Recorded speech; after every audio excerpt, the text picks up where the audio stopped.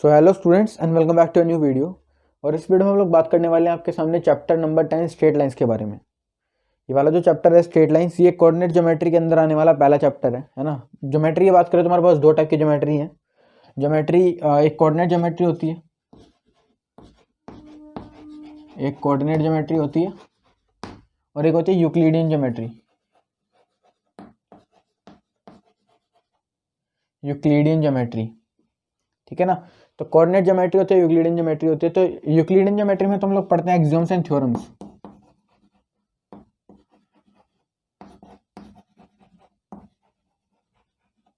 Coordinate geometry में हम लोग कुछ और पढ़ेंगे, ठीक है ना। तो कोऑर्डिनेट ज्योमेट्री अभी हम बहुत डिटेल में पढ़ने वाले हैं। तो कोऑर्डिनेट ज्योमेट्री में हम लोग क्या पढ़ते हैं, हम लोग पढ़ते हैं यहाँ पर जो भी फिगर होती है वो किसी प्लेन में होती है ना। 2D ज्योमेट्री, 2D ज्योमेट्री की बात करूँ तो 2D ज्योमेट्री क्या होती है पहले तो ये बताना पड़ेगा, है ना। अगर मान लो मैं 2D ज्योमेट्री में किसी लाइन के बारे में बात कर रहा हूँ, किसी लाइन के बारे में बात कर रहा हूँ, तो लाइन कहीं भी हमारे पास प्लेन पे होगी, ठीक है ना। ये बोर्ड एक प्लेन है तो मैंने इस प्लेन पे एक लाइन खींच दी तो ये 2D प्लेन पे आ गई, ठीक है। और 3D ज्योमेट्री भी होती है हमारे पास। 3D ज्योमेट्री वो 12 चैप्टर है क्लास 11th के अंदर, और 12th क्लास में एक पूरा डिटेल्ड है उसका, है ना। यहाँ पे तो इंट्रोडक्शन है, 12th क्लास में पूरा डिटेल्ड कंसेप्ट है उसका। तो ये लाइन तो प्लेन पे है तो ये 2D ज्योमेट्री में। अगर मान लो यही लाइन अभी यहाँ से ना होके ऐसे बाहर को आती है यहाँ पे स्पेस में, तो ये क्या हो जाएगी, 3D स्पेस में आ जाएगी। वो तो 3D ज्योमेट्री की बात वैसे होती है, ठीक है ना। तो 2D ज्योमेट्री में हमारे पास जो भी फिगर्स होंगी वो हम एक प्लेन पे स्टडी करेंगे। और इस चैप्टर के अंदर या हम लोग बात करेंगे यहाँ पर एक्स वाई प्लेन के बारे में, ठीक है ना। 3D ज्योमेट्री में हमारे पास X Y Y Z Z X plane तीनों होते हैं, लेकिन 2D ज्योमेट्री में हमारे पास सिर्फ एक प्लेन होगा, एक्स वाई प्लेन। हम एक्स वाई प्लेन पे ही सारी बात करने वाले हैं, ठीक है। तो एक्स वाई प्लेन हमारे पास जो होगा वहाँ पर बात करेंगे एक्स वाई प्लेन के अंदर, और यहाँ पर ही हम लाइंस वगैरह ड्रॉ करेंगे, ठीक है ना। स्ट्रेट लाइंस में तो हमारे पास सिर्फ लाइंस के बारे में बात होगी, लाइंस कैसे भी हो सकती है ना। अब यहाँ पर जो आप लोगों ने 10th क्लास में पढ़ा है वो तो बहुत कम था, डिस्टेंस फॉर्मूला, सेक्शन फॉर्मूला, है ना। वो भी यूज़ होगा यहाँ पर, लेकिन वो उतना ज़्यादा यूज़ नहीं है जो हम लोग स्ट्रेट लाइन्स में पढ़ेंगे। स्ट्रेट लाइन में हम लोग पढ़ेंगे लाइन्स के बारे में, इक्वेशन ऑफ अ लाइन, है ना, और टाइप्स ऑफ लाइन्स के बारे में। और अगला चैप्टर हमारे पास कौन सा है, कॉनिक सेक्शंस। तो कॉनिक सेक्शंस में हम लोग पढ़ेंगे, वहाँ पर भी हम लोग 2D ही पढ़ेंगे। वहाँ पर हम लोग पढ़ेंगे पहले सर्कल्स के बारे में, ठीक है ना। सर्कल्स के बारे में पढ़ेंगे, इक्वेशन ऑफ सर्कल क्या होती है, ठीक है ना। और हाइपरबोला या पैराबोला, ठीक है ना, पैराबोला के बारे में पढ़ेंगे। और हाइपरबोलास के बारे में पढ़ेंगे, ठीक है। और इलिप्स के बारे में पढ़ेंगे, इलिप्स के बारे में। इलिप्स हमारे पास दो टाइप की होती हैं, इलिप्स, हॉरिजॉन्टल इलिप्स और वर्टिकल इलिप्स, ठीक है ना। तो ये एक्यूरेट नहीं बनी, इलिप्स होती कुछ ऐसी सी है। ये हॉरिजॉन्टल इलिप्स है, एक वर्टिकल इलिप्स भी होती है, वो यहाँ पे बना देता हूँ, वो कुछ ऐसी सी होती है, ठीक है ना।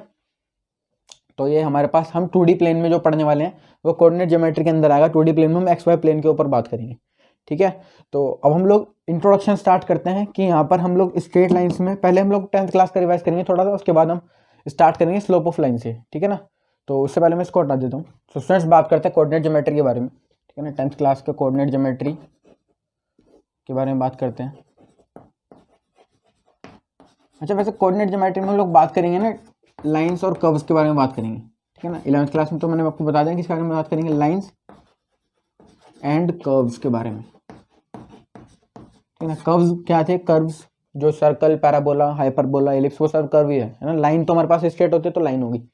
अच्छा, और अगर मैं डेफिनेशन लिखना चाहूँ, अगर हम यहाँ पर जो लाइंस होंगी और जो कर्व होंगे, सर्कल वगैरह, हम यहाँ पर इनकी इक्वेशंस पढ़ेंगे ना, इक्वेशंस पढ़ने वाले हैं इनकी। तो इक्वेशन क्या होती है, इक्वेशन होती है एक मैथमेटिकल स्टेटमेंट या फिर मैथमेटिकल एक्सप्रेशन। मैथमेटिकल स्टेटमेंट लिख लो, मैथमेटिकल स्टेटमेंट, इसका मीनिंग भी अभी समझेंगे। That shows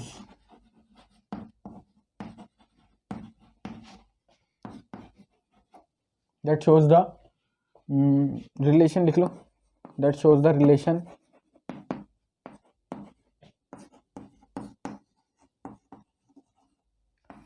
between x and y coordinate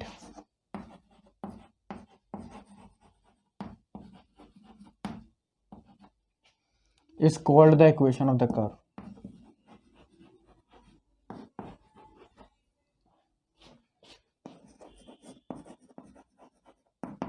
Called the equation of that curve.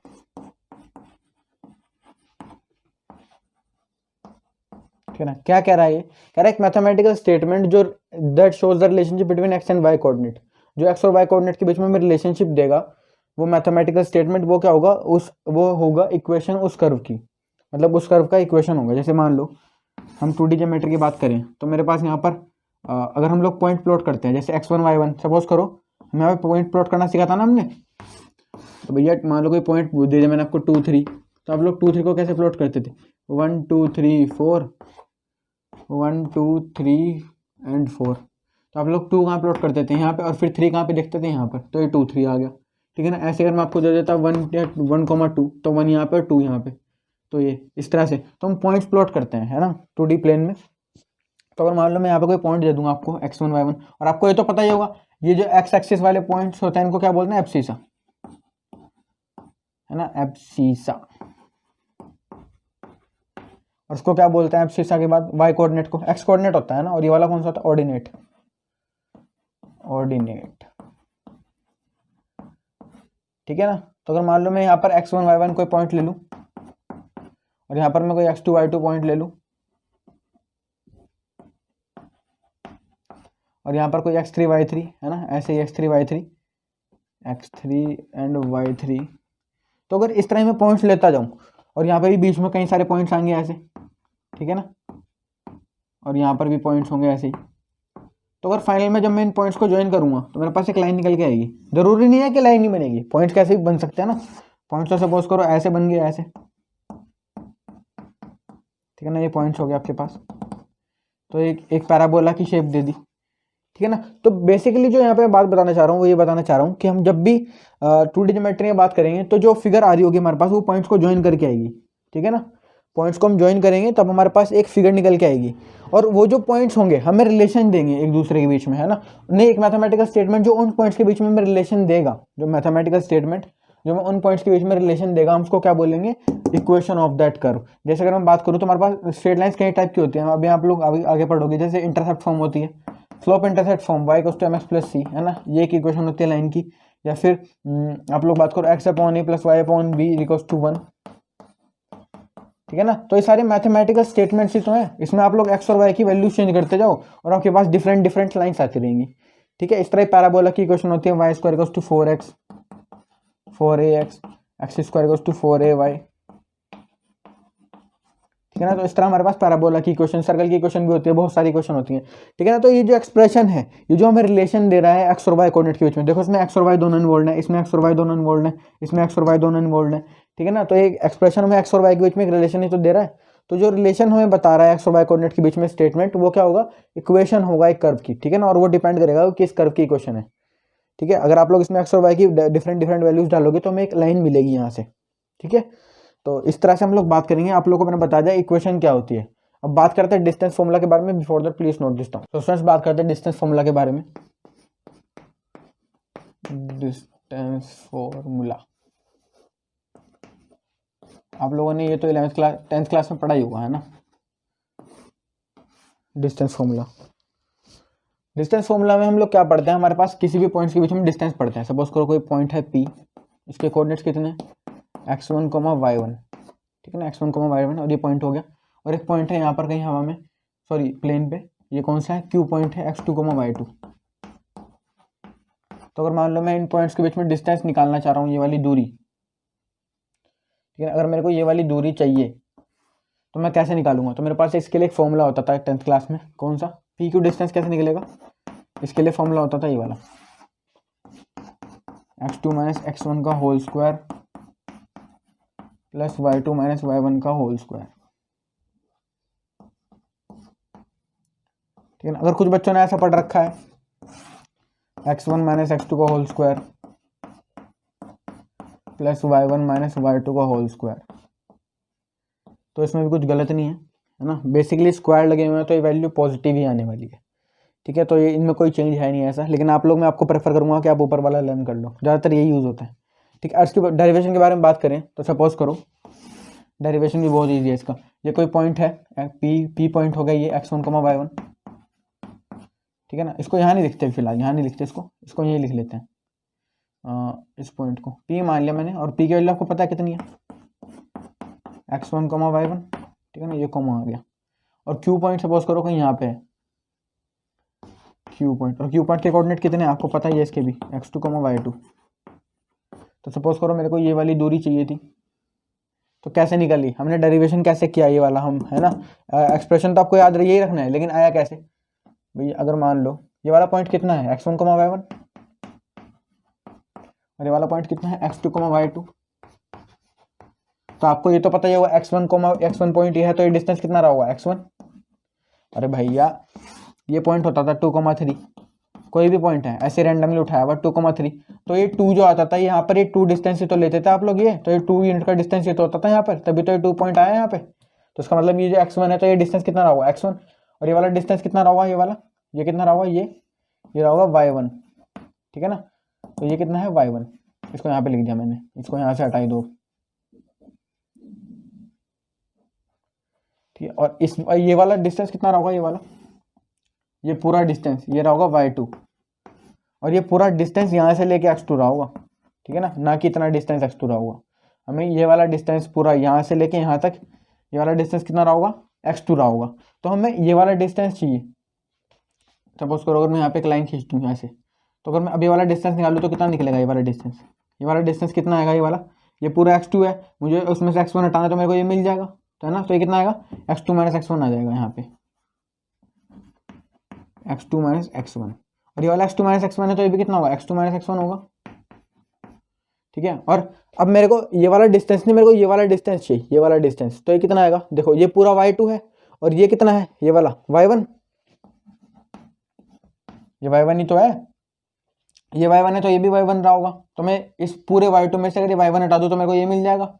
तो बेसिकली ये कितना होगा, y2 - y1, ठीक है ना। अब मेरे को ये मिल गया और ये मिल गया, तो मैं क्या लगा दूंगा यहाँ पर, मैं यहाँ पे लगा दूंगा, मेरे पास परपेंडिकुलर है, बेस है, तो मेरे को हाइपोटेनस चाहिए ना, मेरे को ये वाला डिस्टेंस तो चाहिए हाइपोटेनस। तो मैं हाइपोटेनस का फॉर्मूला क्या होता है, पी क्यू का स्क्वायर इज इक्वल्स टू, इस पॉइंट को मान लो कुछ भी, ये वाला पॉइंट तो P था ही यहाँ वाला, है ना, ये पॉइंट P है, और ये पॉइंट कितना हो गया, O मान लो इसको, तो OP कितना आएगा, OP का स्क्वायर प्लस OQ का स्क्वायर, ठीक है। OP कितना है, OP है x2 - x1, तो x2 - x1 का स्क्वायर प्लस OQ कितना है, y2 - y1, तो y2 - y1 का स्क्वायर, ठीक है। ये किसके इक्वल है, PQ स्क्वायर के। और PQ स्क्वायर का अगर मैं यहाँ पे ले आऊँ तो यहाँ पे अंडर रूट हो जाएगा वो आगे, तो आपके पास फॉर्मूला आ गया PQ का x2 - x1 का स्क्वायर प्लस y2 - y1 का स्क्वायर। तो इसलिए मैं आपको ये कहता कि ये वाला फॉर्मूला लर्न करो, ठीक है। अब देखते हैं section formula, before that please note this. Students let's talk about section formula.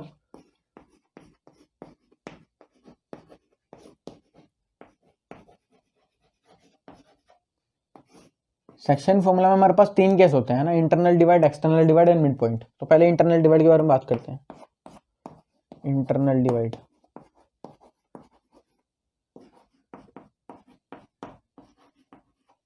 Suppose करो कोई लाइन है, ठीक है ना, एक लाइन है, और ये इसका पॉइंट हो गया P, x1, y1,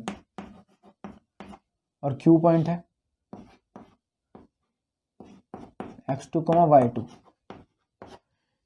ठीक है ना। ये हमारे पास पॉइंट आ गए P और Q। तो सपोज करो इसके बीच में कोई पॉइंट है R, और इसके कोऑर्डिनेट मेरे को पता नहीं, तो मैंने xy मान लिए। इसके पॉइंट मेरे को पता नहीं है, मैंने xy मान ली, ये मेरे को पता है x1, y1, x2, y2। मेरे को इन्होंने बता दिया कि ये किस रेशो में डिवाइड कर रहा है, R पॉइंट जो है PQ को किस रेशो में डिवाइड करेगा। तो सपोज करो उन्होंने बताया मेरे को m/n में डिवाइड कर रहा है, ठीक है। और कुछ बच्चों ने m1 m2 भी पढ़ा होगा, तो मैं यहाँ पे m और n मान रहा हूँ। m/n में डिवाइड करा है इस पॉइंट ने इस लाइन सेगमेंट को, PQ को, ठीक है।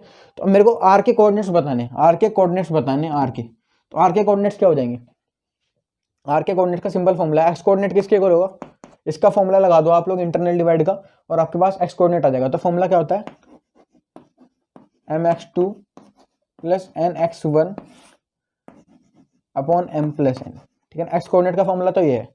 y कोऑर्डिनेट का फॉर्मूला कितना है, my2 + ny1 अपॉन m+n, ठीक है। तो आप लोग सिंपल इसका फॉर्मूला लगा दो और आपके पास आ जाएगा ये इंटरनल डिवाइड का x और y कोऑर्डिनेट आ जाएंगे। अच्छा, आपके पास कई टाइम पे ना x और y कोऑर्डिनेट तो दे देते हैं वो लोग, और आपको रेशो निकालनी होती थी, तो आप लोग रेशो निकालने के लिए क्या करते थे, उसको मानते थे K/1, है ना। तो हम यहाँ पे भी वही करेंगे, तो उसके बारे में ज़्यादा बात नहीं कर रहा हूँ मैं, उसके ऊपर में क्वेश्चन है भी नहीं, है ना। जो आएंगे एक दो उसमें वही देख लेंगे।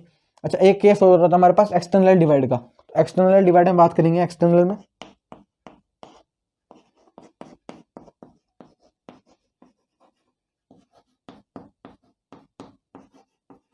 तो एक्सटर्नल डिवाइड की बात करें तो अब एक पॉइंट एक लाइन सेगमेंट को एक्सटर्नली कैसे डिवाइड कर सकता है ना, ये चीज़ बहुत कंफ्यूजिंग होती है। तो यहाँ पर हम लोग देखेंगे, कोई पॉइंट है, एक लाइन सेगमेंट है दोबारा से PQ, जिसके कोऑर्डिनेट्स में फिर से x1 y1 गिवन है, और ये Q पॉइंट है।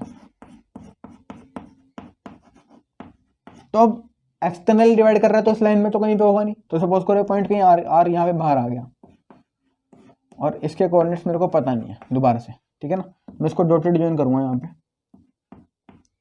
डिवाइड तो ये कर रहा है, डिवाइड कर रहा है ये एक्सटर्नली। आप लोग सोचोगे ये एक्सटर्नली कैसे डिवाइड किया इसने, डिवाइड तो इसने कहीं किया ही नहीं, छुआ ही नहीं इसने लाइन को। तो बेसिकली इसका मतलब ये होता है कि हम जो रेशो लेंगे ना, अब रेशो जो लेंगे हम ऐसे लेंगे। अगर मान लो ये रेशो M है, या फिर इसको ना इसको M नहीं मानते, अगर इसका रेशो N है तो अब इस पूरे का रेशो M होगा, ठीक है ना, इस पूरे का रेशो M। अगर गलती से आप लोगों ने ये कर दिया ना कि इसको M मान लिया इतने पार्ट को और इसको N मान लिया, तो ये Q पॉइंट इंटरनली आ जाएगा, फिर ये Q पॉइंट इंटरनल रेशो में आ जाएगा। आपको अगर R पॉइंट को एक्सटर्नली डिवाइड कर रहा है तो आप लोग उसमें फॉर्मूला लगाओगे जब, तो आप लोग इसको M नहीं मानोगे, इस पूरे को M मानोगे, ठीक है ना। तो मैं इसको हटा देता हूँ ताकि कंफ्यूज ना करे, इसको हटाना, हाँ यहाँ से हटा दिया, ठीक है। ये लाइन भी मिट गई यार,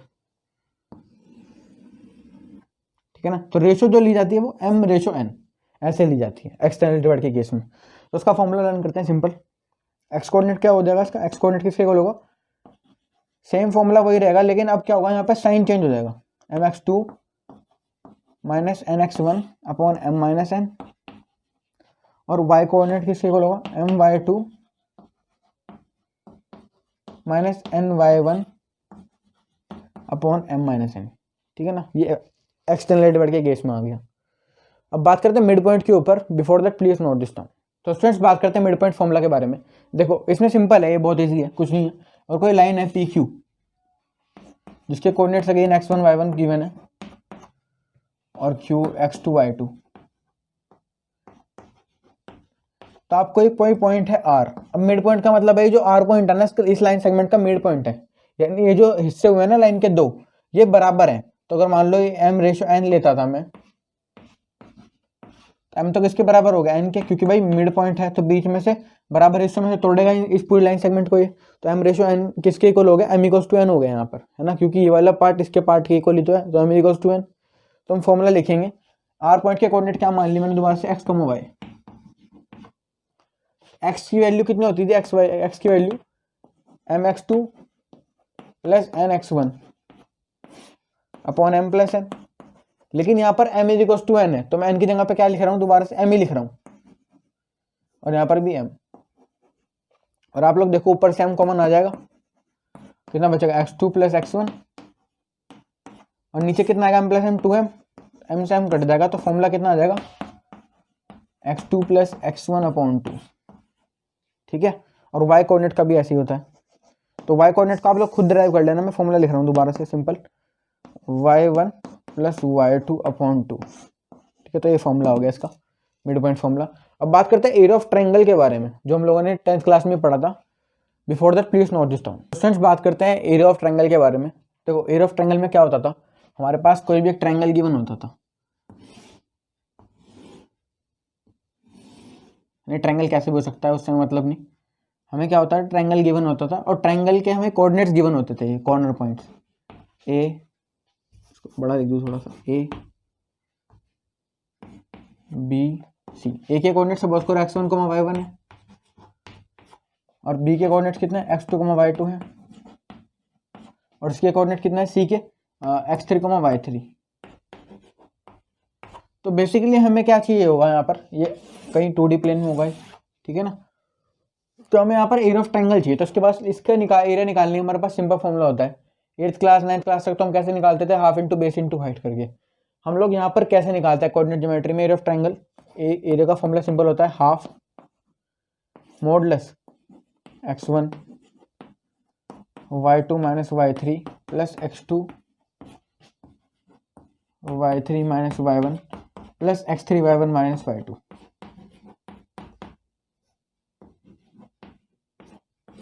ये एरिया ऑफ ट्रायंगल का फॉर्मूला होता था। आप लोग इसमें x1 y1 x2 y2 x3 y3 सारी वैल्यूज को पुट करो और आपके पास फाइनल क्या आ जाएगा, एरिया ऑफ ट्रायंगल आ जाएगा। और आपको कह देते थे कि कई बार कि इन पॉइंट्स को कोलिनियर प्रूव करो। ABC क्या है, कोलिनियर। कोलिनियर का मतलब क्या होता है, ABC एक ही लाइन पे लाई कर रहे हैं, है ना। कोई भी लाइन है, ये A पॉइंट हो गया और B भी इसी पॉइंट लाइन पे आ गया और C भी इसी लाइन पे आ गया। तो आप लोग क्या कहते थे कि यहाँ पर तो कोई ट्रायंगल बन ही नहीं रहा, तो आप लोग क्या करते थे, एरिया ऑफ ट्रायंगल को 0 कर देते थे। एरिया को क्या कर देते थे, 0। और 0 करते ही क्या आ जाता था, ये आपके पास आ जाता था कि ये जो एरिया 0 आ गया, तो आप क्या प्रूफ कर देते कि वहां से कि ये पॉइंट्स क्या है, कोलिनर है, यानी कि एक लाइन पे लाई करते हैं, ठीक है ना।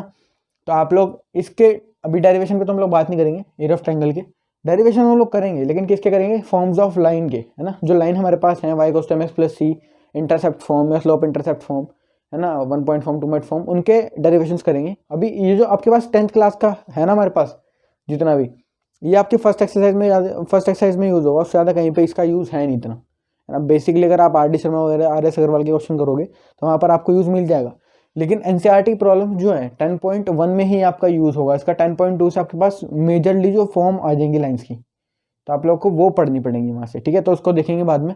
उससे पहले हम लोग बात करते हैं स्लोप ऑफ अ लाइन के बारे में। Before that please note this term. So students, let's talk about slope of a line. Slope of a line क्या होता है, ये पहली बार सुना होगा स्लोप क्या होता है ना। वैसे सुना तो बहुत बार होगा, लेकिन अब पढ़ेंगे पहली बार। तो स्लोप ऑफ अ लाइन होता क्या है, देखो। स्लोप ऑफ अ लाइन की अगर डेफिनेशन की बात करूं तो डेफिनेशन होती है इसकी, ये tangent of the angle made by the line with the positive direction of x-axis, with the positive direction of x-axis।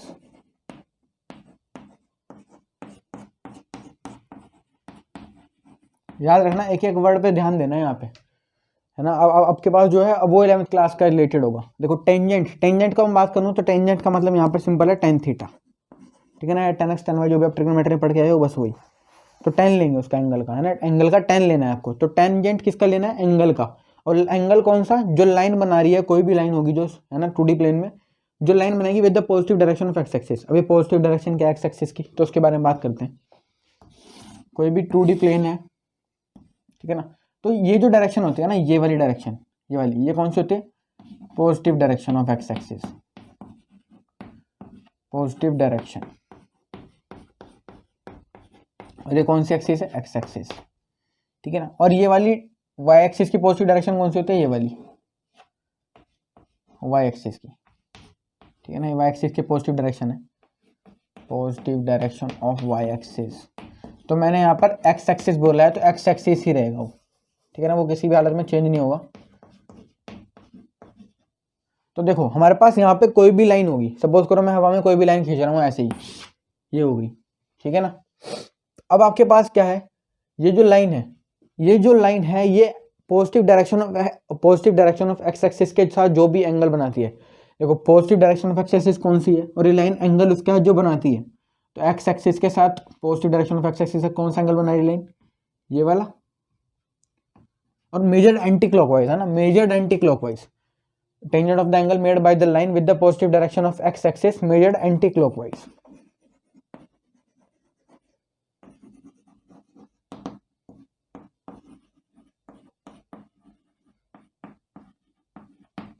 Anti clockwise का मतलब समझते हो ना। अब क्लॉकवाइज तो कैसे चलते हैं, ऐसे। एंटी क्लॉकवाइज में कैसे चलेंगे, एंटी क्लॉकवाइज में ऐसे चलेंगे, ठीक है। तो एंगल कैसे मेजर करेंगे, एंटी क्लॉकवाइज, यानी एंगल ऐसे मेजर करेंगे, ऐसे, ना कि नीचे की साइड, ठीक है ना, ऊपर की साइड मेजर करेंगे, इधर वाली साइड, ऐसे एंटी क्लॉकवाइज। तो अब ये जो एंगल बन रहा है, सपोज करो थीटा। तो अगर मैं इसका स्लोप की बात करूं, स्लोप किससे डिनोट करेंगे हम, स्लोप हम किससे डिनोट करेंगे, एम से। जब भी एम की बात हो रही है तो इसका मतलब क्या है, स्लोप की बात हो रही है। तो एम क्या है यहाँ पे, स्लोप ऑफ लाइन। और स्लोप कितना है, टेंजेंट, यानी टेंजेंट क्या है, टेन थीटा है ना, सॉरी टेन, और एंगल क्या है वहां पर, एंगल क्या है, थीटा। तो टेन थीटा स्लोप का फॉर्मूला क्या है, m equals to tan theta, ठीक है ना। ये इस तरह से हमारे पास एंगल स्लोप निकलता है लाइन का। सपोज करो अगर मैं थीटा की जनरल वैल्यू ले लूँ कोई 45 डिग्री है ना, कोई 45 डिग्री का एंगल है, तो स्लोप क्या होगा, slope m is equals to क्या होगा, स्लोप किसके इक्वल होगा, tangent of the angle, angle कितना है 45 डिग्री, तो टेंजेंट क्या आ गया, टेन 45 की वैल्यू कितनी होती है 1, तो स्लोप कितना आ गया लाइन का 1 आ गया, ठीक है। ये होता है स्लोप ऑफ लाइन। अच्छा आप लोग सोचोगे कि लाइन ऐसे ही बनेगी हमेशा, नहीं, लाइन कैसे भी हो सकती है, 2D स्पेस में लाइन कैसे भी हो सकती है, 2D प्लेन पे, सॉरी स्पेस नहीं, स्पेस तो 3D स्पेस होता है। सपोज करो लाइन आपने कोई ऐसे बना दी, ऐसे ये लाइन होगी, ठीक है। तो अब ये लाइन जो है positive direction of x axis कौन सी है, ये, तो एंगल कौन सा बनेगा, ये वाला, ठीक है ना। और आप लोग चेक करो, ये एंगल एक्यूट एंगल नहीं है, ये ऑब्ट्यूज एंगल है। एक्यूट ऑब्ट्यूज तो पता है ना, एक्यूट एंगल कौन सा होता है, 0 से 90 के बीच में होता है, और ऑब्ट्यूज 90 से 180 के बीच में होता है, ठीक है ना।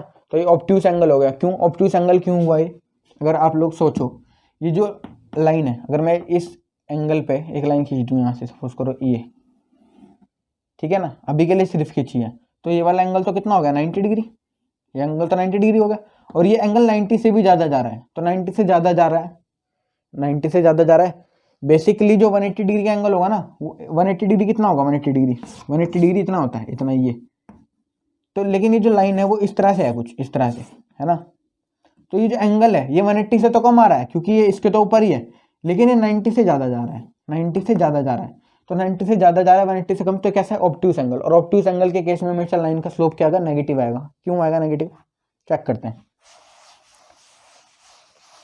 आप लोगों ने ट्रिग्नोमेट्री तो पढ़ी रखी होगी है ना। देखो सेकंड क्वाड्रेंट में हमारे पास 4 क्वाड्रेंट होते हैं, फर्स्ट, सेकंड, थर्ड, फोर्थ, और आपको ट्रिग्नोमेट्री में ये भी पता होगा कि कौन से रेशो कहाँ पे पॉजिटिव होते हैं, कहाँ पे नेगेटिव होते हैं। इसमें तो सारे पॉजिटिव होते हैं, यहाँ पर साइन और कोसेक है ना, साइन एंड कोसेक ये पॉजिटिव होते हैं, बाकी सब नेगेटिव होते हैं। यहाँ पे टेन एंड कॉट पॉजिटिव होते हैं, बाकी सब नेगेटिव होते हैं। यहाँ पे कोस और सेक पॉजिटिव होते हैं, बाकी सब ही नेगेटिव होते हैं, ठीक है ना। तो अब ये जो एंगल है ये सेकंड क्वाड्रेंट में आ रहा है, नहीं आ रहा है भैया, अगर ये लाइन ऐसे भी है ना, ऐसे भी है, हम एंगल देख रहे हैं, एंगल सेकंड क्वाड्रेंट में ही आ रहा है, क्योंकि 90 से ज़्यादा जा रहा है ना, 90 से ज़्यादा जा रहा है एंगल, तो 90 से ज़्यादा कहाँ पे होता है, सेकंड क्वाड्रेंट में, तो एंगल कहाँ पे आ गया, सेकंड क्वाड्रेंट में। और सेकंड क्वाड्रेंट में आपके पास 10 कैसा होता है, 10 होता है नेगेटिव, ठीक है ना, 10 क्या होता है, नेगेटिव। और 10 नेगेटिव होने का मतलब क्या है, कि जो स्लोप है वो नेगेटिव है लाइन का। मतलब देखो यहाँ पर सपोज करो कोई भी वैल्यू है, स्लोप की वैल्यू अगर मैंने सपोज करो 135 ले ली, ये जो एंगल है सपोज करो 135 डिग्री का एंगल है, तो एम क्या इसके इक्वल होगा, एम इक्वल्स टू 10 135 के इक्वल होगा। भैया एंगल तो 135 है, उसका टेंजेंट ले लिया, तो 10 135 की वैल्यू कितनी होती है, 10 135 की वैल्यू होती है -1। अगर आपको लोगों को सॉल्व कर दिखाना पड़ेगा पूरा, तो मैं दिखाता हूँ कैसे होगा ये। 10 135 को हम क्या लिख सकते हैं, एम इक्वल्स टू 10 90 + 45 लिख सकते हैं, और 10 90 + थीटा कितना होता है, cot theta, sorry 90 + theta minus cot theta होता है, तो माइनस कॉट 45, और कॉट 45 की वैल्यू कितनी होती है, -1, सॉरी 1, और ये माइनस लगा हुआ था तो -1 आ गया, तो स्लोप क्या आ गया, नेगेटिव। तो जब भी इससे हम क्या कंक्लूजन निकाल सकते हैं, कि जब भी जो लाइन होगी वो अगर लाइन का जो एंगल है वो कैसा है, ऑब्ट्यूज एंगल है, अगर ऑब्ट्यूज एंगल बन रहा है लाइन का, ऑब्ट्यूज, तो लाइन का स्लोप कैसा रहेगा, हमेशा नेगेटिव। नेगेटिव स्लोप की लाइन हमेशा पता कैसे होंगी, नेगेटिव स्लोप की लाइन हमेशा ऐसे होंगी, ऐसे ऐसे ऐसी जितनी भी लाइन होंगी ना, ऐसे जितनी भी लाइन होंगी ये सारी नेगेटिव स्लोप वाली होंगी, और पॉजिटिव स्लोप वाली जितनी भी लाइन होंगी उनका एंगल हमेशा कैसा रहेगा, एक्यूट। एक्यूट का मतलब जो 0 से 90 के बीच में, वो सारी ऐसी होंगी, ऐसे। अब हवा में कहीं भी खींच लो, ठीक है। आप लोग सोचोगे कि हमारे पास सारी लाइन जरूरी थोड़ी है कि ऐसी तिरछी बनेगी, लाइन तो सीधी भी होती है ना। अगर मैं इसको हटाऊं यहाँ से फिगर को, तो आप लोगों ने समझ लिया होगा। अब मैं थोड़ा सा आपको parallel to x axis y axis वाली बात बता दूं। अगर लाइन ऐसे ना होके कुछ ऐसी सी बन गई, ऐसे, अब तो ये लाइन कोई एंगल ही नहीं बना दी, बना तो रही है 90 डिग्री एंगल, एक्स एक्सिस का तो 90 बन रहा है ना। तो इस ऐसे केस में लाइन का स्लोप कितना रहेगा? देखो जब भी कोई line parallel to x axis होगी ना, sorry parallel to y axis, जब भी ये लाइन कैसी है, पैरेलल है ना वाई एक्सिस के, भाई वाई एक्सिस ये है, ठीक है ना, और ये लाइन कोई भी है सपोज करो L1, तो L1 क्या है, पैरेलल है वाई एक्सिस के, L1 is parallel to y axis. ऐसे केस में पता क्या होता है, जब line parallel to y axis होती है तो इसका स्लोप कितना है, 90 डिग्री, तो m is equal to tan theta, यानी m is equal to tan 90, और tan 90 कितना होता है, tan 90 कितना होता है, नॉट डिफाइंड, ठीक है ना। तो ऐसे केस में हम स्लोप को क्या लेंगे, नॉट डिफाइंड।